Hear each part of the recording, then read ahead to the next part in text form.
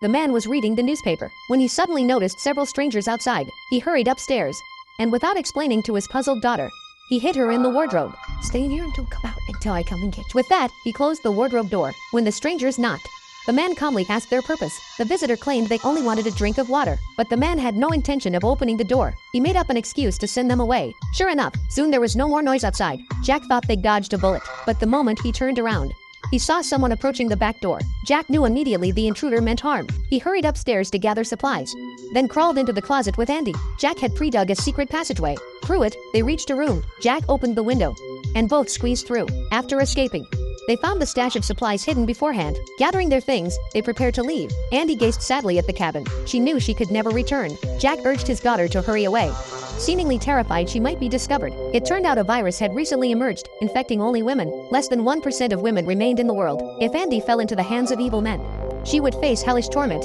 Thus began their journey of escape. He decided to head for the place where his father had lived before his death. It was a remote area, because the journey was long.